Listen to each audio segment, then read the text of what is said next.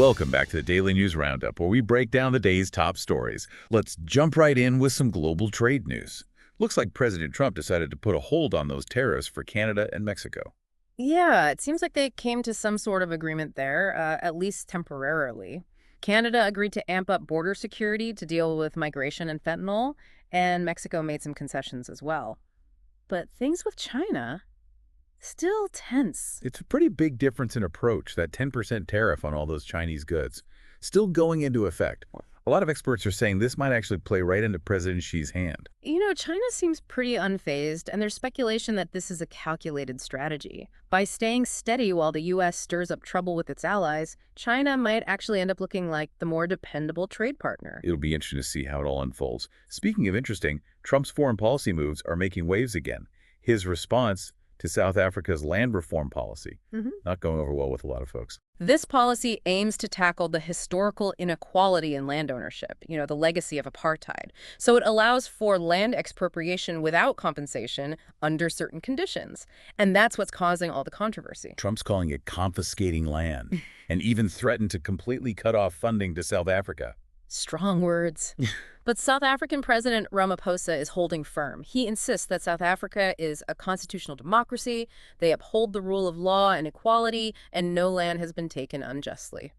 Some folks in South Africa are even talking about retaliatory measures, like maybe halting mineral exports to the U.S. It's definitely a sensitive issue with deep historical roots and potential for significant economic fallout. It'll be important to watch how both sides navigate this.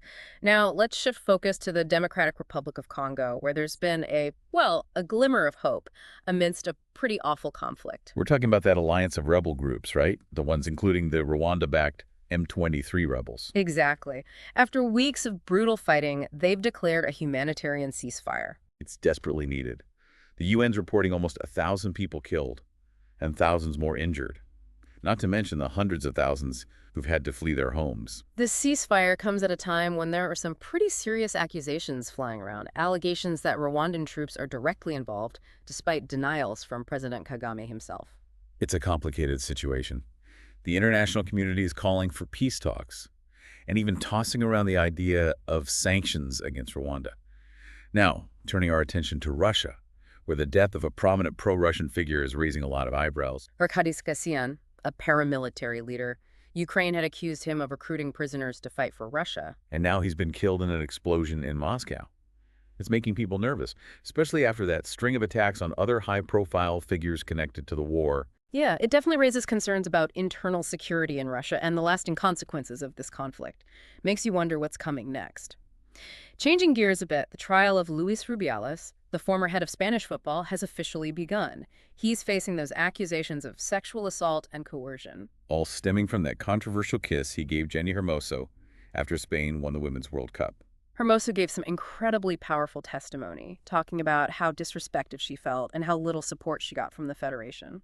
Prosecutors are pushing for prison time, while Rubiales insists the kiss was consensual.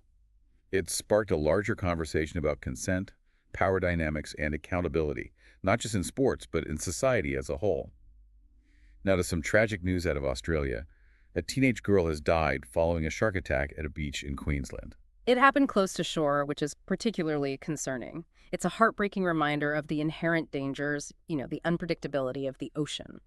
In Greece, the island of Santorini is on high alert right now because of a sudden spike in seismic activity. Hundreds of earthquakes in just a few days. Wow. They even had to close schools. Yeah, they're taking precautions, even though authorities are saying it's related to tectonic plates, not volcanic activity, but people are definitely on edge. Back in the U.S., President Trump's pushing forward with a pretty ambitious plan. A brand new U.S. sovereign wealth fund. He says he wants to make it one of the biggest out there, but nobody's quite sure where the funding's going to come from. He's floated the idea of using tariffs as a source, and he even hinted that it could be used to buy TikTok after those earlier attempts to force its sale, remember, over national security worries. It's a bold move. Yeah. Could have major implications for U.S. economic policy, not to mention the tech world. Switching gears again, let's go to Australia, where a devastating flood crisis is continuing to unfold. Queensland is bearing the brunt of it. As the floodwaters start to recede, the sheer scale of the damage is becoming all too clear. Thousands of people are going back home to see what's left, and many are finding their properties and businesses totally submerged. The death toll is tragically climbing as well. The focus is shifting to recovery now, but the impact of this disaster is going to be felt for a long time. Now for some good news, finally.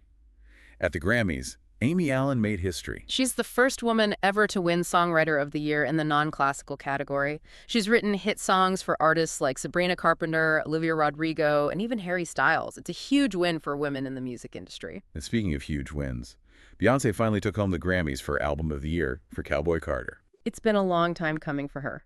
This win is extra special because it celebrates her exploration of country music and its Black roots, and it makes her the first Black woman to win Album of the Year since Lauryn Hill back in 1999. Pretty incredible. Now back to some more somber news. A car bomb in northern Syria has killed at least 20 people, most of them women. This attack targeted a truck carrying agricultural workers. It's the deadliest bombing since those rebel forces overthrew President Assad back in December, and so far, no one's claimed responsibility. There's a lot of finger-pointing happening between different factions, which just goes to show how unstable things still are in that region. Finally, we have some news from the world of fashion. Shein, the Chinese fast fashion giant, is making a comeback in India. They were banned back in 2020, but now they've struck up a new partnership with Reliance Retail. Reliance Retail is owned by that Indian billionaire, Mukesh Ambani. This deal comes with some pretty strict conditions to guarantee data security and local control. It's an intriguing development. Shows how intertwined technology, trade, and geopolitics really are. We'll end things today with a story that's truly disturbing. Former members of this secretive Christian sect, they call themselves the Truth, or the 2x2s, are coming forward with accusations that they were pressured into giving up their babies for adoption. And these allegations go back decades. It's not just recent. It's gotten so serious that the FBI is now investigating. These women say they were put under incredible pressure and were terrified of being shunned by the church if they didn't comply. And even worse, some adopted children within the church are alleging abuse and neglect within those adoptive families. It's a heartbreaking situation that raises some incredibly troubling questions about power, control, and exploitation within these closed communities. It really makes you think about the dark side of these insular communities and the potential for abuse. Switching gears completely, France is gearing up for what's going to be the biggest child abuse trial in their history. It involves a former surgeon, Joel Liscournec. He's accused of abusing hundreds, literally hundreds, of young patients. And it gets worse. The accusations span over 25 years, and many of the alleged incidents happen while the children were under anesthesia. It's an absolutely horrific case. People in France are understandably shaken, and it's raising some serious questions about how this could have gone on for so long. Back on the topic of international relations, Canadians are really letting Trump know how they feel about those tariffs. They found a pretty unique way to protest, booing the U.S. national anthem at sporting events. It's definitely gotten attention. A lot of Canadians see these tariffs as an attack, not just on their economy, but on the close relationship they usually have with the U.S. It's definitely put a strain on things. And the buy local movement is gaining momentum in Canada as well. Lots of folks are choosing to support Canadian businesses instead of buying American products. Speaking of influential figures, Bill Gates is making headlines with a massive donation. $100 billion. Can you believe that? All going to his philanthropic foundation. It's a truly staggering amount of money, and it really underscores his dedication to tackling global issues, things like poverty, disease, and lack of access to education. He's also got a memoir coming out, Source Code, My Beginnings. It sounds like it'll be a pretty fascinating read. He's going to be talking about his early life and how certain personality traits, his unique way of thinking, shaped his journey. He'll also touch on neurodiversity, his views on social media, and where he thinks technology's headed. Should be an interesting look inside the mind of one of the most influential figures of our time. Back in Greece, Santorini is still dealing with those earthquake swarms. It sounds like they haven't caused any major damage yet, but it's got to be nerve-wracking for everyone there. For sure. Schools are still closed as a precaution, and they're urging both residents and tourists to be extra careful. It's a good reminder that nature is unpredictable, and sometimes all you can do is prepare as best you can. Now, for some news from the final frontier, there's a big shakeup happening at NASA. Jared Isaacman, the billionaire who's been making waves with his private space ventures, has been nominated to lead the agency. This could be a major turning point for NASA. It suggests a move towards closer collaboration with the private sector, with the goal of making space travel more accessible to everyone, not just government agencies and astronauts. Isaacman's vision is all about opening up space exploration, making it more inclusive. It's a development that has the potential to change the entire industry. Back down to earth, the war in the Democratic Republic of Congo is a stark reminder of the connection between the tech we use every day and the conflict minerals used to make it. It's easy to forget that our smartphones, our laptops, all these gadgets we rely on contain materials that are often sourced from conflict zones. And in this case, the M23 rebel group now controls some of the key mining areas for tantalum, which is a crucial component in a lot of electronics. It raises a lot of ethical questions about where our products come from and the human cost of our insatiable demand for technology.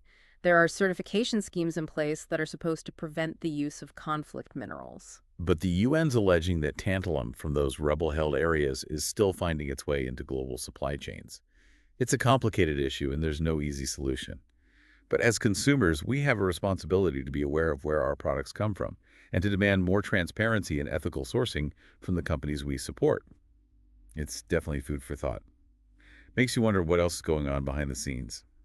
Well, that pretty much wraps up the news for today. We covered a lot, from global trade tensions and political clashes to heartbreaking tragedies and those inspiring wins at the Grammys. We hope you found it insightful. And as always, thanks for tuning in to the Daily News Roundup. We'll be back tomorrow with more updates from around the world. See you then. Take care.